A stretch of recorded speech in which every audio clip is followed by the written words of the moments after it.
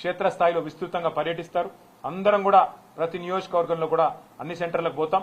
ఎక్కడికక్కడ రైతుల తరపున ప్రభుత్వాన్ని నిలదీస్తామని చెప్పి కూడా తెలియజేస్తూ రాష్ట్ర రైతాంగం ధైర్యంగా ఉండాలని కోరుతాం. ఉపరాష్ట్రపతి ఎన్నిక విషయంలో నిన్న మొన్న మరి అటు ఎన్డీఏ ఇటు ఇండియా రెండు కూటములు కూడా తమ అభ్యర్థుల్ని ప్రకటించాయి. కానీ మీకు నేను గుర్తు చేస్తా ఉన్నా, బీఆర్ఎస్ అనేది సర్వస్వతంత్రమైన పార్టీ. మాకు ఢిల్లీలో బాసులు ఎవరు లేరు. మాకు ఢిల్లీలో ఏ బాసు లేడు. మాకు ఏ పార్టీ కూడా మా బాస్ కాదు.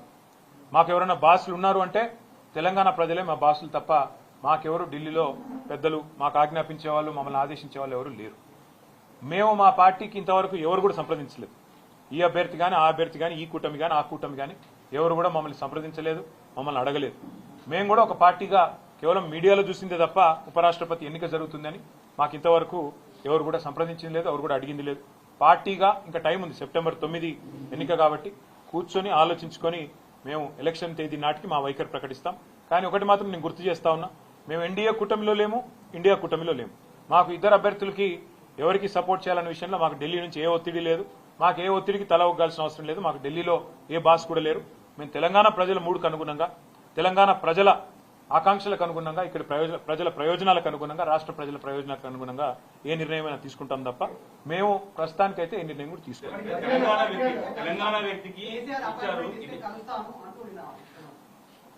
ఎవరు మళ్ళీ చెప్తా ఉన్నా, ఆయన రేవంత్ రెడ్డి గారు పెట్టిన అభ్యర్థి అయితే ఖచ్చితంగా మేము వ్యతిరేకిస్తాం. ఎందుకంటే కాంగ్రెస్ అనే ఒక చిల్లర పార్టీ, కాంగ్రెస్ అనే ఒక థర్డ్ క్లాస్ పార్టీ ఇవాళ రాష్ట్రంలో ప్రజలని ఎంత అరిగోసబుచ్చుకుంటున్నదో రాష్ట్ర ప్రజలందరికీ తెలుసు.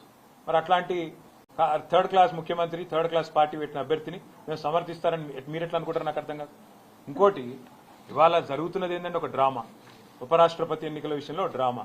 నిన్న మొన్నటిదాకా ఏమన్నారు ఇదే రేవంత్ రెడ్డి గారు, బీసీల విషయంలో మా పార్టీ చాలా చిత్తశుద్ధిగా ఉన్నది, బలహీన వర్గాల విషయంలో మేము ఢిల్లీ దాకా కొట్లాడతాం, అవసరమైతే అంతరిక్షం దాకా పోయి కొట్లాడతాం అన్నాడు. మరి ఒక బీసీ అభ్యర్థిని ఎందుకు పెట్టలే? అంత ప్రేమ ఉంటే తెలంగాణ నుంచి ఒక బీసీ అభ్యర్థి దొరకలేదు, ఒక కంచయ్య గారిని పెట్టేది ఉండే. తెలంగాణ నుంచి ఒక బీసీ అభ్యర్థిని పెట్టి ఇగో ఇది మా చిత్తశుద్ధి అని చెప్పుకునేది ఉండే. అంటే బీసీల మీద ప్రేమ మాత్రం నోట్లోనే ఉంటుంది. మళ్ళీ ఎన్నికలు నిలబెట్టే టైంకి వచ్చే వరకు మాత్రం బీసీలు కనబడరు మీకు. అట్లాంటి మీ మాటలు మేము నమ్మాలి, మీ మాటలు నమ్మి మళ్ళీ మీ వెనక నిలబడాలి. నేను అడుగుతా ఉన్నామ్మా, మీరేమైనా మెహర్బాన్ చేస్తుండ్రా మాకు? మేము సర్వస్వతంత్రమైన పార్టీ. మేము డెఫినెట్గా ఎన్డీఏలో లేము, ఇండియాలో లేము. మేము మా మోడీ మా బాస్ కాదు, రాహుల్ గాంధీ మా బాస్ కాదు. తెలంగాణ ప్రజలు మా బాసులు. వాళ్ళ ఆలోచనకు అనుగుణంగా, వాళ్ళ అభిప్రాయానికి అనుగుణంగా మా నిర్ణయం ఉంటుంది. ఇక్కడ ఒకటి మాత్రం వాస్తవం, రెండు పార్టీలు దొందేనండి. కాంగ్రెస్ బీజేపీ రెండు కూడా దొందే. తెలంగాణను ఇద్దరు కూడా ముంచినోళ్లే. 11 ఏళ్లు బీజేపీ ఏం చేయలే, 2 సంవత్సరాలకు 20 నెలలుగా కాంగ్రెస్ ఏమీ చేయలే, ఇచ్చిన ఒక్క మాట నిలబెట్టుకోలే. ఆ ఇద్దరు అభ్యర్థులను మేము అంత సీరియస్ గా తీసుకోవాల్సిన ఆలోచన ఉంటుందని నేనైతే వ్యక్తిగతంగా అనుకోను.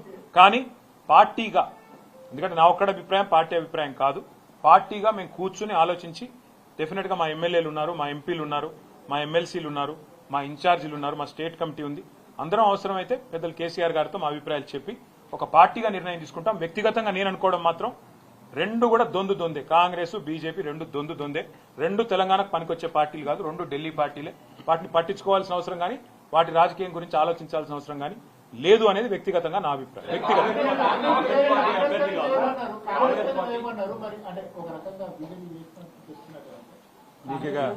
మీతో ప్రాబ్లం ఏంటంటే, ఇప్పుడే నేను చెప్పిన 11 ఏళ్లుగా బీజేపీ అనే పార్టీ తెలంగాణకు చేసింది గుండు సున్నా, స్పష్టంగా చెప్తున్నాం.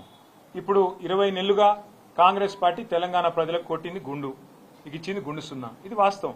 ఇవాళ యూరియా షార్టేజ్ ఉన్నది. ఎవరు బాధ్యులండి? కాంగ్రెస్ బీజేపీ కాదా? కేంద్రంలో ఉన్న బీజేపీ, రాష్ట్రంలో ఉన్న కాంగ్రెస్. మరి రెండు దౌర్భాగ్య పార్టీల వల్ల తెలంగాణలో 70 లక్షల మంది రైతులు వానల్లో తడుస్తూ ఎరువుల కోసం ఎండుతుంటే వీళ్ళకి మాత్రం ఎలక్షన్ రాజకీయాలు కావాలి. ఎలక్షన్ కావాలి, కలెక్షన్ కావాలి, ప్రైవేట్ మార్కెటింగ్ చేయాలి, బ్లాక్ మార్కెటింగ్ చేయాలి. ఇదే దందా. అందుకే అంటున్నారు రెండు దొందే. నా వ్యక్తిగతమైన అభిప్రాయం ఒక వ్యక్తిగా రెండు పార్టీలు కూడా మనకు తెలంగాణకు చేసిందేమీ లేదు, పట్టించుకోవాల్సిన అవసరం లేదని నా వ్యక్తిగత అభిప్రాయం.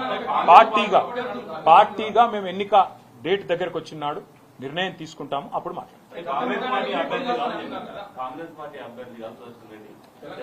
అని రేవంత్ రెడ్డి గారు చెప్తున్నాడంటే నువ్వు అర్థం చేసుకోవచ్చు. రేవంత్ రెడ్డి గారి మాటను కూడా మీరు నమ్మితే నేనేం చేయలేదు. అంటే ఇప్పుడు నేను ఒక మాట అడుగుతాను మిమ్మల్ని, మీరు అర్థం చేసుకోండి. రెండు పార్టీలు కలిసి ఒక స్టేట్మెంట్ ఇవ్వమనండి. సెప్టెంబర్ 9 లోపల రాష్ట్రానికి సరిపడా, ఇవాళ మాట ఇస్తున్నాను, రాష్ట్రానికి సరిపడా యూరియా ఓకే 2 లక్షల మెట్రిక్ టన్నుల యూరియా ఇంకా అవసరం మనకి. ఎవరు ఇస్తా అని స్టేట్మెంట్ ఇస్తే వాళ్ళకి మేము మద్దతు ఇస్తాం. చలో రాష్ట్ర రైతుల తరపున మాకు 4 ఓట్లు ఉన్నాయి పోయి ఎవరు ఇస్తా అని చెప్తే 2 లక్షల టన్నుల ఎరువు ఎవరు ఇస్తాము అని స్పష్టంగా ప్రకటిస్తే మోడీ గారన్నా ప్రకటించాలా, రాహుల్ గాంధీ గారన్నా ప్రకటించాలి. మేము ఇస్తాం. ఏడొచ్చింది మీకు 6 గ్యారెంటీలు వచ్చినట్టే ఉన్నది. కానీ మీరు నమ్మితే మీ కర్మ, అది నేను చేయలేను. తులం బంగారం కూడా వచ్చేసింది, 2500 కూడా వచ్చేసినాయి. రైతులందరికీ 15,000 కూడా అడ్డాయి. నువ్వు మహేష్ గౌడ్ మాటలు అంటే 6 గ్యారెంటీలు కూడా అమలైపోయినాయి. మీరు నమ్మదలుచుకుంటే మీరు నమ్మండి. మేము ఈ చిల్లర మాటలు మేము నమ్మము. ఎవరు 2 లక్షల టన్నుల ఎరువులు